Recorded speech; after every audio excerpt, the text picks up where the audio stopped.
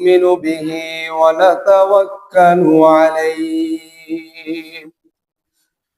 ونعوذ بالله من شرور أنفسنا ومن سيئات أعمالنا من يهده الله فلا مضل له ومن يضلله فلا هادي له ونشهد أن لا إله إلا الله وحده لا شريك له ونشهد أن سيدنا وسندنا وحبيبنا وطبيب قلوبنا ومولانا محمدا عبده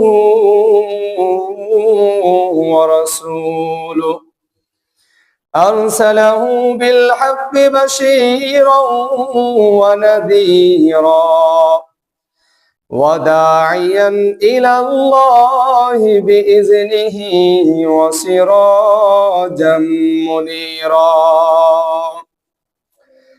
أما بعد فأعوذ بالله من الشيطان الرجيم بسم الله الرحمن الرحيم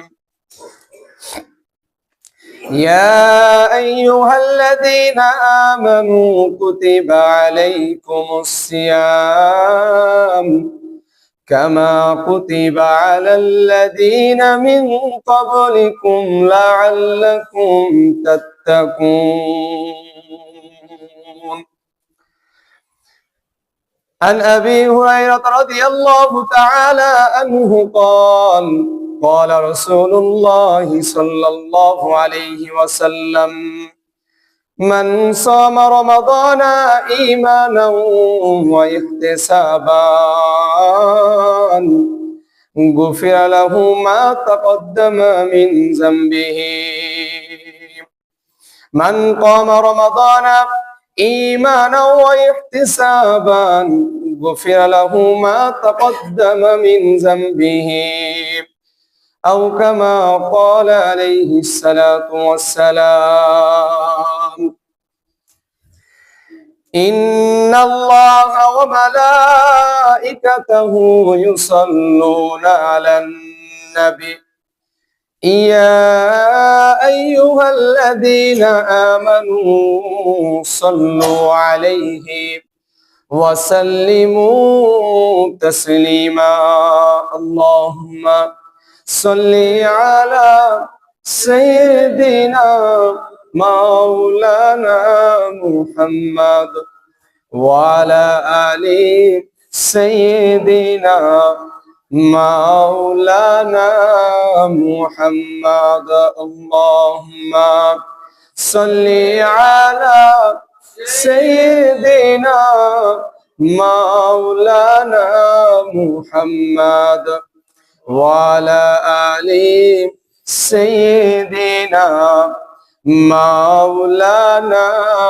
محمد अल्लाह अल्लाह क्या मुबारक नाम है अल्लाह अल्लाह क्या मुबारक नाम है अल्लाह अल्लाह आशिकों का काम है अल्लाह अल्लाह क्या मुबारक नाम है अल्लाह अल्लाह आशिकों का काम है। আসসালামু আলাইকুম ওয়া রাহমাতুল্লাহ। সমস্ত প্রশংসা মহান আল্লাহ সুবহানাহু ওয়া তাআলার জন্য, যিনি আমাদেরকে এই পবিত্র মাহে রমাদান এর সম্মানিত দিন জুমার দিনে মসজিদে এসে জুমার নামাজ আদায়ের জন্য একত্রিত করেছেন, সুস্থ রেখেছেন। ওই আল্লাহ সুবহানাহু ওয়া তাআলার দরবারে আমরা সকলেই শুকরিয়া আদায় করে বলি আলহামদুলিল্লাহ আলহামদুলিল্লাহ আলহামদুলিল্লাহ হামদান কাসীরান তাইয়িবান মুবারাকান ফি। দুরূদ ও সালাম বর্ষিত হোক আমাদের প্রিয় নবী ও রাসূলের প্রতি, যিনি আমাদের নেতা, যিনি আমাদের মডেল, যিনি আমাদের আদর্শ। যিনার আদর্শ যদি আমরা গ্রহণ করতে পারি তাহলে আমরা মহান চরিত্রের অধিকারী হয়ে যাব। বলুন সুবহানাল্লাহ। সেই আল্লাহর রাসূল জনাবে মুহাম্মদ, আমরা সকলে বলি সাল্লাল্লাহু আলাইহি ওয়াসাল্লাম। কবি বলেন, হারদুম আজমা সদুদ সদ সালাম, হারদুম আজমা সদুদ সদ সালাম, বার রাসূল আলো আসহাবাস্তামাম। সম্মানিত হাজিরিন, আজকে পবিত্র মাহে রমাদানের কততম রোজা? 9তম রোজা। আজকে আমাদের পবিত্র রমজান মাসের দ্বিতীয় জুমা। আল্লাহ সুবহানাহু ওয়া তাআলা আমাদেরকে এই রমাদান মাস দান করেছেন, আমাদের হায়াতকে রমাদান পর্যন্ত নিয়ে এসেছেন, এর জন্য আমাদেরকে শুকরিয়া আদায় করতে হবে। বলুন সুবহানাল্লাহ, আলহামদুলিল্লাহ। আল্লাহ রাসূল সাল্লাল্লাহু আলাইহি সাল্লাম যে আমাদেরকে একটি দোয়া শিখিয়ে দিয়েছিলেন যে তোমরা দোয়া করবা যে আল্লাহ আপনি আমাদেরকে শাবান এবং রজবের বরকত দান করুন, বারাকা দান করুন এবং আমাদেরকে রমাদান পর্যন্ত পৌঁছে দিন। এই দোয়াটা কে শিখিয়েছেন? রাসূলুল্লাহ সাল্লাল্লাহু আলাইহি সাল্লাম। তা আমাদেরকে যে আল্লাহ তাআলা রমাদান পর্যন্ত এসে পৌঁছে দিলেন, আমরা যে রোজা আদায় করতেছি, এজন্য আমাদের শুকরিয়া আদায় করতে হবে না?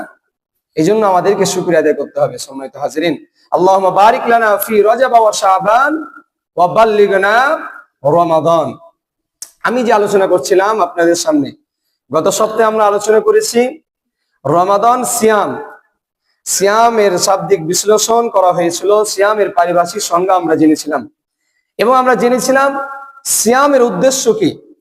সিয়ামের উদ্দেশ্য কি আমরা জেনেছিলাম। আপনাদের সামনে 3টা উদ্দেশ্য বলেছিলাম সিয়ামের। এর পর্বে আমরা জানবো আজকে যে আল্লাহ সুবহানাহু ওয়া তাআলা পবিত্র কোরআনুল কারীমের মধ্যে যে বলেছেন, ইয়া আইয়ুহাল্লাযীনা আমানু কুতিবা আলাইকুমুস সিয়াম।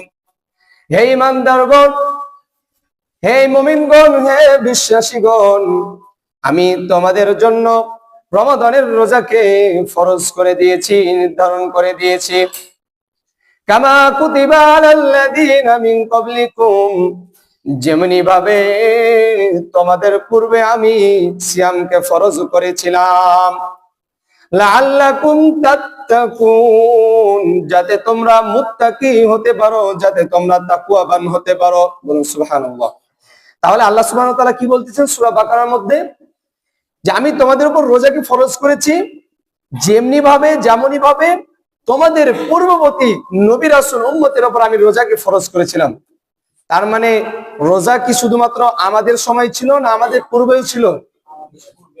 আমাদের পূর্বেও ছিল, কিন্তু পূর্বে যে ছিল এর পদ্ধতিটা ভিন্ন ছিল।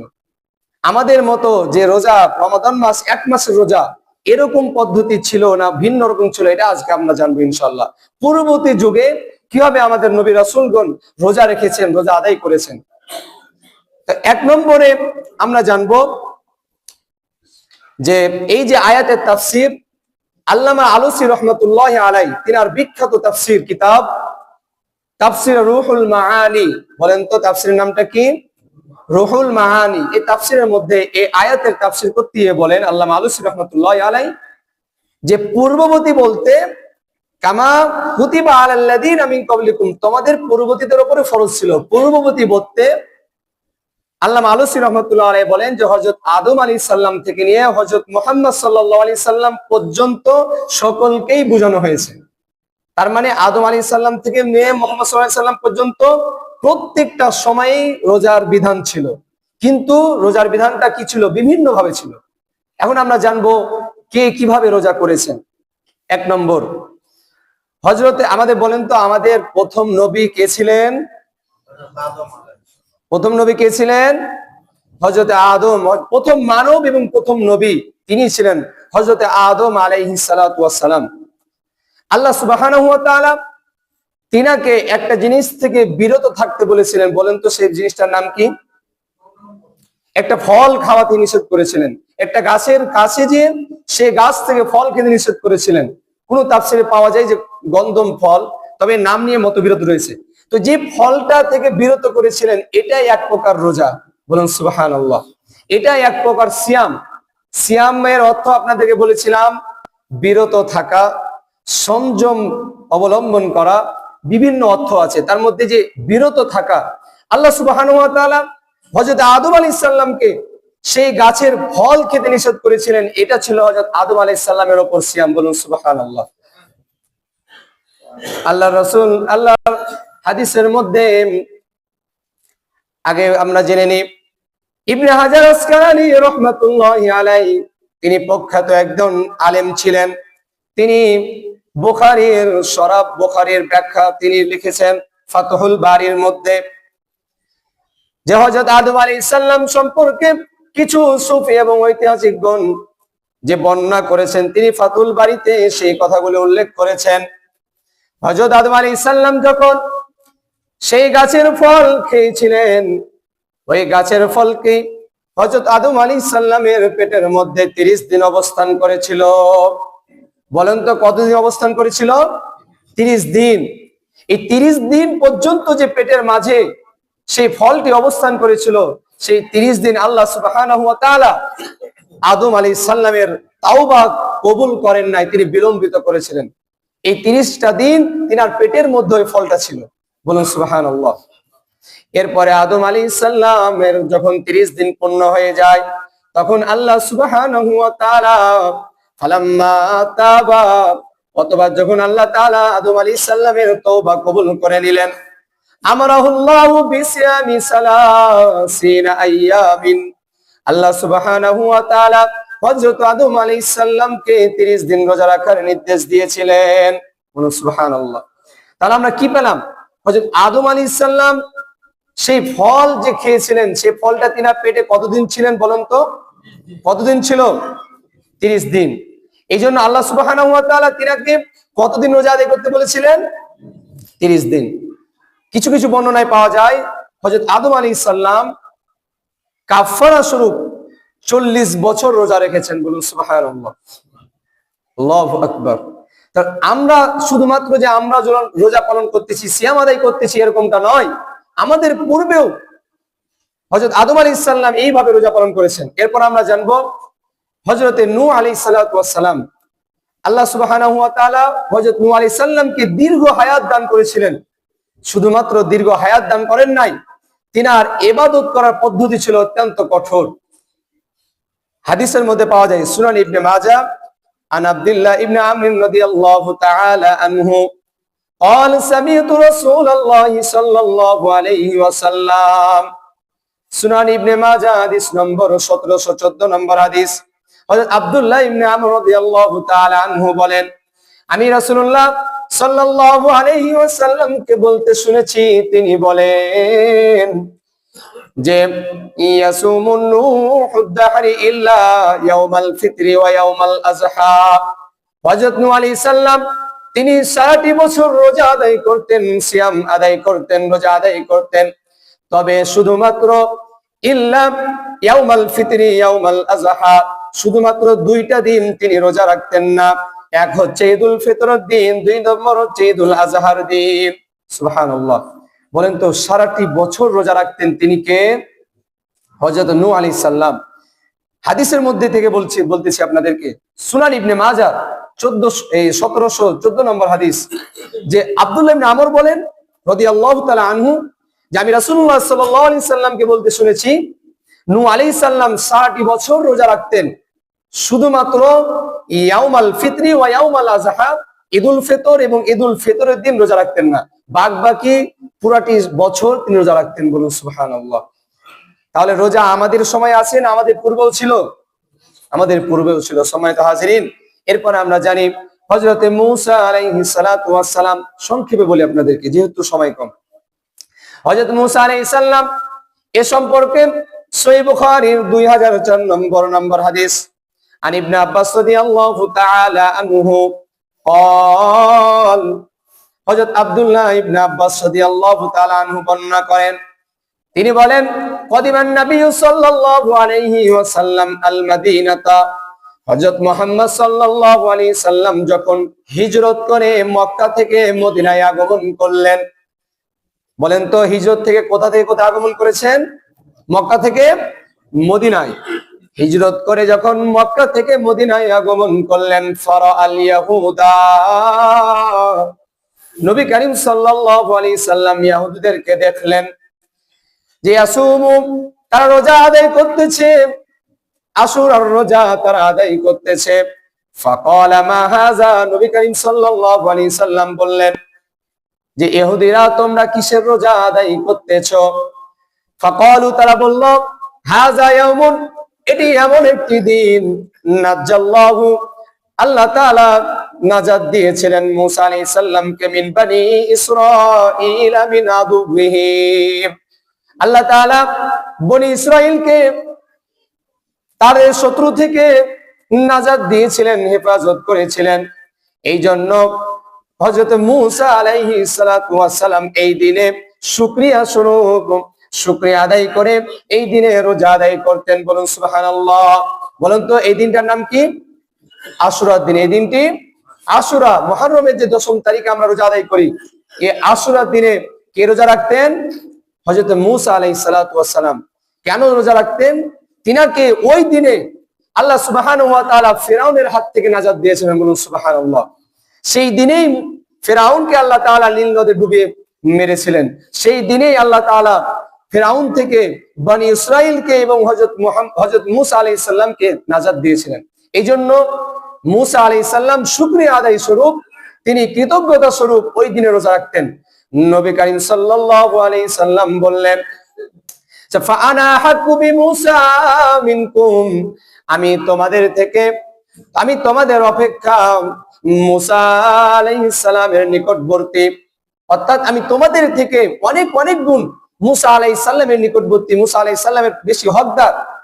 ফাসামাহু, নবী করিম সাল্লাল্লাহু আলাইহি সাল্লাম ওই দিন রোজা রাখতেন।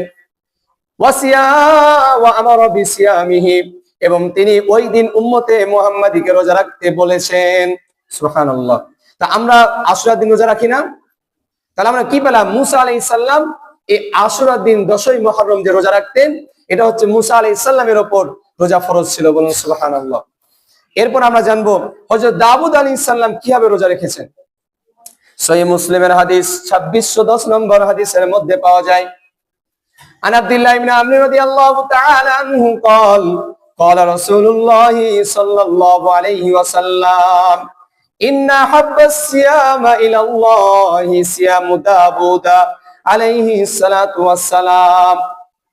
হযরত আব্দুল্লাহ ইবনে আমর রাদিয়াল্লাহু তাআলা আনহু বলেন যে নবী করিম সাল্লাল্লাহু আলাইহি ওয়াসাল্লাম ইরশাদ করেছেন, ইন্না আহাব্বাস সিয়ামা ইলাল্লাহি, আল্লাহ তাআলার নিকট সবচেয়ে আল্লাহ তাআলার নিকট পছন্দনীয় সিয়াম ছিল সিয়ামু দাউদ আলাইহিস সালাতু ওয়াস সালাম, অর্থাৎ হযরত দাউদ আলাইহিস সালামের সিয়াম। সুবহানাল্লাহ। বলেন তো, আল্লাহ তাআলার নিকট পছন্দনীয় সিয়াম কোন নবীর ছিল? দাউদ আলাইহিস সালাম। কে বলছেন? আমাদের নবী হযরত মুহাম্মদ সাল্লাল্লাহু আলাইহি সাল্লাম। আল্লাহর রাসূল সাল্লাল্লাহু আলাইহি সাল্লাম আরো বলেন, ওয়া ইন্না হাব্বাস সালাতা ইলাল্লাহি সালাতু দাউদ আলাইহিস সালাতু ওয়াস সালাম, আল্লাহ তাআলার নিকট পছন্দনীয় সালাত অর্থাৎ নামাজ ছিল হযরত দাউদ আলাইহিস সালাতু ওয়াস সালামের নামাজ। সুবহানাল্লাহ। তাহলে দাউদ আলাইহিস সালাম কিভাবে ইবাদত করতেন, তিনার ইবাদত করার পদ্ধতি কেমন ছিল, তিনি কিভাবে সিয়াম আদায় করতেন, আল্লাহ তাআলার নিকট পছন্দনীয় ছিল, তিনি কিভাবে নামাজ আদায় করতেন, কিভাবে তিনি নামাজ আদায় করতেন যে আল্লাহ তাআলার নিকট পছন্দনীয় ছিল, এটা আমাদেরকে জানতে হবে না? জানতে হবে। আল্লাহ রাসূল সাল্লাল্লাহু আলাইহি ওয়াসাল্লাম বলেন যে দাউদ আলাইহিস সালাম তিনি নিসফাল লাইলি, তিনি রাতের অর্ধেক ঘুমাতেন। কতক্ষণ ঘুমাতেন? অর্ধেক। এবং ওয়ায়াকুমু সুলুসাহু, এবং তিনি 3 ভাগের 1 ভাগ ইবাদত করতেন। বলুন সুবহানাল্লাহ। তিনি রাতের 1/3 তিনি ইবাদতের মধ্যে কাটিয়ে দিতেন এবং তিনি অর্ধেক ঘুমাতেন, আবার তিনি ইবাদত করতেন। এবং তিনি সিয়াম কিভাবে আদায় করতেন? ওয়া কানা ইয়াসুমু ইয়াওমান ওয়া ইফতিরু ইয়াওমান, তিনি একদিন রোজা আদায় করতেন এবং একদিন রোজা আদায় করতেন না, অর্থাৎ বাদ দিতেন। সারাটি বছরের মাঝে তিনি একদিন রোজা আদায় করতেন, একদিন রোজা বাদ দিতেন। তিনি সারা রাত্রির মাঝে অর্ধেক রাত ঘুমাতেন এবং 1/3 রাত তিনি ইবাদতের মধ্যে কাটাতেন, আবার তিনি ঘুমাতেন। বলুন সুবহানাল্লাহ। আল্লাহ তাআলার নিকট কতটা পছন্দনীয় হতে পারে। সহিহ হাদিস, রাসূল সাল্লাল্লাহু আলাইহি সাল্লাম বলছেন যে আল্লাহ তাআলার নিকট পছন্দনীয় নামাজ এবং পছন্দনীয় রোজা হচ্ছে হযরত দাউদ আলাইহিস সালামের নামাজ ও রোজা। বলুন সুবহানাল্লাহ। তাহলে হযরত দাউদ আলাইহিস সালামও রোজা আদায় করেছেন। এবার আমরা জানবো হযরতে ঈসা আলাইহিস সালাতু ওয়াস সালামের রোজা। ঈসা আলাইহিস সালামের ইনজিল কিতাবের মধ্যে আল্লাহ সুবহানাহু ওয়া তাআলা বর্ণনা করেছেন যে কোন ব্যক্তি যদি রোজা রাখে আল্লাহ তাআলা ওই ব্যক্তিকে শারীরিক সুস্থতা দান করবেন। সুবহানাল্লাহ। অর্থাৎ হযরত ঈসা আলাইহিস সালামের যুগেও রোজা ছিল। তাহলে আমরা কি পেলাম? হযরতে আদম আলাইহিস সালাম থেকে নিয়ে আমাদের পূর্ববর্তী যত নবী রাসূল গিয়েছেন হযরত মুহাম্মদ সাল্লাল্লাহু আলাইহি সাল্লামের আগ পর্যন্ত সকল নবী রাসূলের যুগেই রোজা ছিল। বলুন সুবহানাল্লাহ। কিন্তু আমাদের মতো ছিল না। আমরা যে রমজান মাসে রোজা করতেছি এই এরকম ভাবে ছিল না, তিনার রোজা আলাদা ছিল। আমাদের রোজা কিভাবে ফরজ হয়েছে? সর্বশেষ রমজান মাসের রোজা ফরজ হয়েছে পবিত্র কোরআনুল কারীমের মধ্যে। আল্লাহ তাআলা বলেন, শাহরু রমাদান আল্লাযী উনজিলা ফীহিল কুরআন হুদাল লিন-নাস ওয়া বাইয়িনাতিম মিনাল হুদা ওয়াল ফুরকান।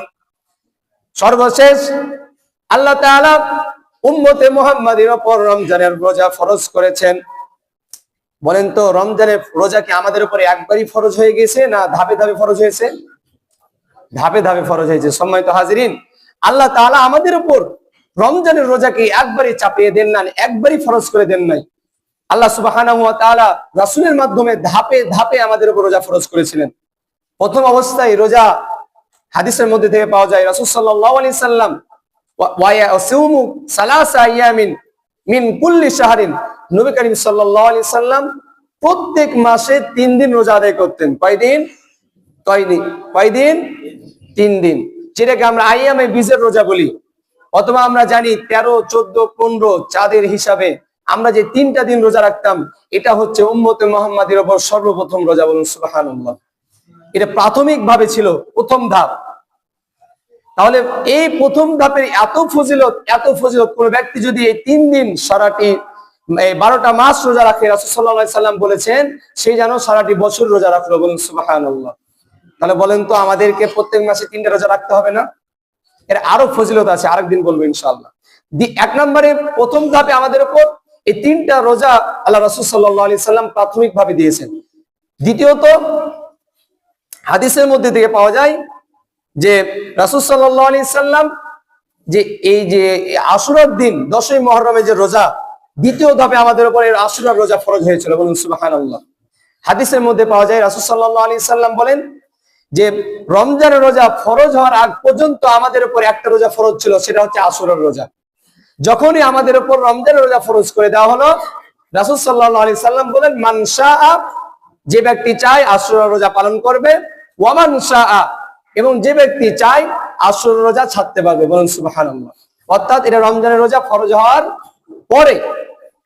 তাহলে আমরা দ্বিতীয় ধাপে জানলাম আমাদের উপর আশুরার রোজা অর্থাৎ একটা রোজা ফরজ হয়েছিল। তৃতীয় ধাপ হচ্ছে রাসূল সাল্লাল্লাহু আলাইহি সাল্লাম আমাদের উপর রোজা ফরজ করেছিলেন, তবে ধনীদের উপর ছিল না, তাদের জন্য এটা হালকা ছিল। তারা চাইলে রোজা রাখতে পারতেন, ছাড়তেও পারতেন ফিদিয়ার পদ্ধতিতে। আর চতুর্থ নাম্বার, যেটা আমাদের উপর সরাসরি একদম ফরজ করে দেওয়া হয়েছে, সেটা হচ্ছে 2 নম্বর পারার 7 নম্বর পৃষ্ঠার মধ্যে যে আল্লাহ তাআলা বলতেছেন, শাহরু রমাদান আল্লাযী উনজিলা ফীহিল কুরআন। এটা এমন একটি মাস, এই রমাদান মাস, যে মাসে কুরআন নাজিল করা হয়েছে। বলুন সুবহানাল্লাহ। বলেন তো, কুরআন কোন মাসে নাজিল হয়েছে? রমাদান মাস। এই মাসে হযরত জিবরাইল আলাইহিস সালাতু ওয়াস সালাম প্রতি রাতে রাসূল সাল্লাল্লাহু আলাইহি সাল্লামের নিকট আসতেন এবং রাসূলুল্লাহ সাল্লাল্লাহু আলাইহি সাল্লাম তিনাকে কুরআন শোনাতেন। বলুন সুবহানাল্লাহ। দাওয়ার হতো, শোনাশুনি হতো, রাসূল সাল্লাল্লাহু আলাইহি সাল্লাম শোনাতেন জিবরাইল আলাইহিস সালামকে।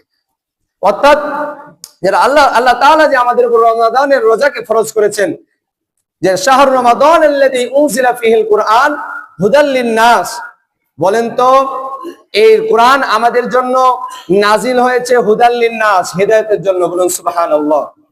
ওয়া বাইয়িনাতিন মিনাল হুদা ওয়াল ফুরকান, এবং ওয়া বাইয়িনাতিন মিনাল হুদা, এটা সুস্পষ্ট সৎ পথের পথ প্রদর্শক। বলুন সুবহানাল্লাহ। কোন ব্যক্তি যদি কোরআনকে মানে, কোন ব্যক্তি যদি কোরআন অনুযায়ী জীবন যাপন করে, তাহলে সে কি বিপদে যেতে পারে? বিপদে যেতে পারে না। এটা হচ্ছে সৎ পথের পথ প্রদর্শক। এরপরে আল্লাহ তাআলা বলেন ওয়াল ফুরকান, কোরআন হচ্ছে হক বাতিলের মধ্যে পার্থক্যকারী। বলেন সুবহানাল্লাহ। তাহলে এই রমাদান মাসে আল্লাহ তাআলা কোরআন নাজিল করেছেন মানুষের হেদায়েতের জন্য, আল্লাহ তাআলা মানুষকে সৎ পথে পথ প্রদর্শন করার জন্য, এবং আল্লাহ তাআলা মানুষদেরকে যে এই মাসে যে কোরআন নাজিল করেছেন বাইনাতিন মিনাল হুদা ওয়াল ফুরকান, ফুরকান অর্থাৎ হক এবং বাতিলের মধ্যে পার্থক্য করে। বলেন সুবহানাল্লাহ। বলেন তো কোরআন নাজিল করার যে আল্লাহ তাআলা তিনটা গুণাগুণ আমাদেরকে বর্ণনা করেছেন, এই রমজান মাসে কোরআন নাজিল হয়েছে তিনটা। এক নম্বর হচ্ছে মানুষের হেদায়েতের জন্য, এক নম্বর কি, দুই নম্বর হচ্ছে সত্যের পথ প্রদর্শন হিসাবে বা সত্যের পথ নিদর্শন হিসাবে, তিন নম্বর হচ্ছে যে ওয়াল ফুরকান, হক এবং বাতিলের মধ্যে পার্থক্যকারী করে। তিনটা কথা আল্লাহ রাসূল বলেছেন, আল্লাহ তাআলা বলেছেন। এরপর আল্লাহ তাআলা বলেন ফামান শাহিদা মিনকুমুশ শাহরা ফালিয়াসুম, তোমাদের মধ্যে যে ব্যক্তি এই মাস পাবে, যে ব্যক্তি তোমাদের মধ্যে এই মাস পাবে, ফালিয়াসুম, সে যেন রোজা আদায় করে, সিয়াম আদায় করে।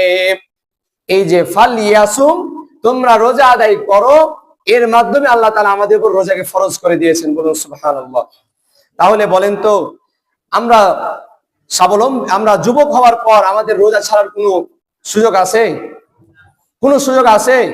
তারপরে তো আমাদের মাঝে অনেকে রোজা রাখে না, অনেকেই রোজা রাখছেন না। হয়তো এমনও আছে আজকে অনেকে রোজা রাখেননি, নাই আমাদের মাঝে নাই, আছে। আপনারা কোথায় ডুবে আছেন সম্মানিত হাজিরিন? রাসূল সাল্লাল্লাহু আলাইহি সাল্লাম বলেন কোন ব্যক্তি যদি ইচ্ছাকৃতভাবে রমজানের একটা রোজা রাখে, রমজানের একটা রোজা না রাখে, কোন ব্যক্তি যদি ইচ্ছাকৃতভাবে রমজানের একটা রোজা না রাখে, সে যদি সারা জীবন রোজা রাখে এই ফরজ রোজার হক আদায় করতে পারবে না। বুঝাতে পেরেছি আপনাদের? কোন ব্যক্তি যদি ইচ্ছাকৃতভাবে রমজানের একটা রোজা না রাখে, ওই ব্যক্তি তার মৃত্যু পর্যন্ত রোজা রাখবে, তবে এই ফরজ রোজার হক আদায় হবে না। কাফারা আদায় হবে, তবে ফরজ রোজার হক আদায় হবে না। তাহলে কতটা কঠোর! একটু চিন্তা করবেন যে আমরা যুবক হয়ে গেছি, তারপরও আমাদের মাঝে রোজার প্রবণতা হারিয়ে যাচ্ছে। সম্মানিত হাজিরিন, আমরা জানছিলাম আমাদের উপর রোজা ফরজ করা হয়েছে। এরপরে রাসূল সাল্লাল্লাহু আলাইহি ওয়াসাল্লাম বলেন যে ব্যক্তি রোজা রাখবে, হাদিসের মধ্যে পাওয়া যায় রাসূলুল্লাহ সাল্লাল্লাহু আলাইহি ওয়াসাল্লাম বলেন যে ব্যক্তি প্রচন্ড রোদে, প্রচন্ড তাপের মাঝে, তৃষ্ণার্ত অবস্থায়, পিপাসার্ত অবস্থায় কঠোর পরিশ্রম করার পরেও রোজা রাখবে, রোজা ছাড়বে না, কঠোর কষ্ট হওয়ার পরেও রোজা ছাড়বে না, রোজা করবে, আল্লাহ তাআলা বলেন কাল কিয়ামতের দিন যখন আমাদের মাথার উপরে সূর্য চলে আসবে, যেই দিন সবাই পানি পানি করবে, যেই দিন তৃষ্ণা এত বেড়ে যাবে, যেই দিন পানি পাওয়া যাবে না, ওই দিন আল্লাহ সুবহানাহু ওয়া তাআলা ওই তৃষ্ণার্ত অবস্থায় রোজা আদায়কারী ব্যক্তিকে পানি পান করাবেন। সুবহানাল্লাহ। বলেন তো আমরা কি সেই দিন পানি পান করতে চাই না? চাই কি বলেন? যদি চান যে কাল কিয়ামতের দিন, যেই দিন ভয়াবহ আমাদের অবস্থা হয়ে যাবে, সেই দিন যদি আপনি পানি পান করতে চান, আজকে আপনাকে কষ্ট করে, আজকে আপনাকে মাঠে ঘাটে কাজ করার পরেও, আজকে আপনাকে যে কোনো পরিস্থিতি কষ্ট করার পর হলেও আপনাকে রোজা আদায় করতে হবে। যদি আপনি রোজাটা আদায় করতে পারি কষ্ট করে, তাহলে কাল কিয়ামতের দিন আপনিও সেই পানির হকদার হতে পারবো। বলুন সুবহানাল্লাহ। সম্মানিত হাজিরিন, এ মাস পবিত্র মাস, এ মাস রহমতের মাস, রহমতের মাস যে আমাদের মাস থেকে চলে যাচ্ছে, আপনাদের খেয়াল আছে বলেন? আজকে আমাদের 9টি রোজা হয়ে যাচ্ছে, আজকে আমাদের 10তম তারাবি হয়ে যাবে, আমাদের রহমতের ভাগ শেষ হয়ে যাবে। আমরা কেউ বলতে পারবো আমরা রহমত অর্জন করতে পেরেছি কিনা? কেউ বলতে পারবো না। সম্মানিত হাজিরিন, একটু ইবাদতের মধ্যে মনোযোগী হন। রোজার ফজিলত অনেক রয়েছে, রোজার ফজিলত অনেক রয়েছে। আপনাদেরকে আগামী জুমায় রোজার ফজিলত সম্পর্কে শুধুমাত্র আলোচনা করব।